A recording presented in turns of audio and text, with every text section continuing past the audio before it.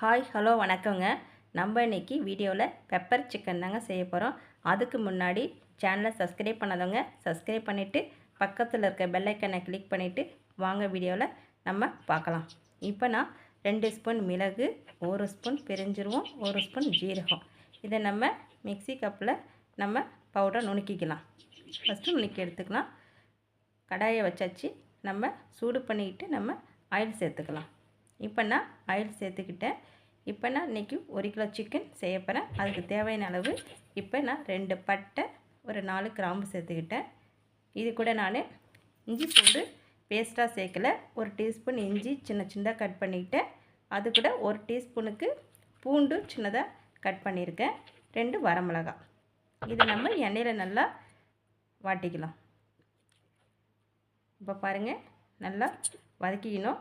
இப்போ இது கூட நம்ம பொடிசாக கட் பண்ணி வச்சுருக்க வெங்காயத்தை சேர்த்துக்கலாம். இப்போ நம்ம வெங்காயம் சேர்த்துட்டோம். இதையும் நம்ம வதக்கிக்கலாம். நல்லா வதங்கட்டும். இது வதங்கிறதுக்கு நம்ம கொஞ்சமாக உப்பு சேர்த்துக்கலாம். உப்பு சேர்த்துக்கிட்டோம். இப்போ நம்ம இதையும் நல்லா வதக்கலாம். இது கூட நம்ம 2 பச்சை மிளகாய் கீரி இதையும் சேர்த்துக்கலாம். இப்போ 2 மிளகா சேர்த்துட்டோம், பச்சை மிளகாய். இதையும் சேர்த்து வதக்கிப்போம். இது கூட நம்ம வதக்கும் போதே ஒரு 1/2 டீஸ்பூன் மஞ்சத்தூள் சேர்த்துக்கலாம். இப்போ நம்ம மஞ்சத்தூள் சேர்த்தாச்சு.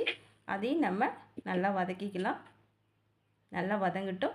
இது கூட நம்ம இப்போ நம்ம பெப்பர் நுணுக்கி வச்சுருக்கோம் இல்லையா, அதை நம்ம பவுடரை சேர்த்துக்கலாம். சேர்த்துட்டு எண்ணெயில் லைட்டாக அப்படியே வதக்கிக்கலாம். இப்போ பாருங்கள், வதங்கிட்டுருக்கு. நான் இன்றைக்கி 1 கிலோ சிக்கன் வாங்கி வாஷ் பண்ணி எடுத்து வச்சுருக்கேன். இப்போ இது கூட நான் சிக்கனை சேர்க்க போகிறேன். இப்போ பாருங்கள், சேர்த்துட்டு இதை நல்லா நம்ம கலந்து விட்டுக்கலாம். தண்ணி நம்ம இதுக்கு நம்ம சேர்க்க போகிறதில்ல. அடி பிடிக்கிற மாதிரி இருந்துன்னா நம்ம கொஞ்சமாக சேர்த்துக்கலாம். இப்போ பாருங்கள், ஃபுல்லாக கலந்து விட்டுட்டேன். இதுக்கு நம்ம தண்ணி கொஞ்சமாக சேர்த்துக்கலாம். ஏன்னா சிக்கன் ஆல்ரெடி தண்ணி விடும். கொஞ்சமாக சேர்த்து வேகட்டும். நம்ம பார்க்கலாம் வெந்ததும். இப்போ பாருங்கள், சிக்கன் வெந்துருச்சு. நம்மளுக்கு பெப்பர் சிக்கன் ரெடி ஆகிடுச்சு.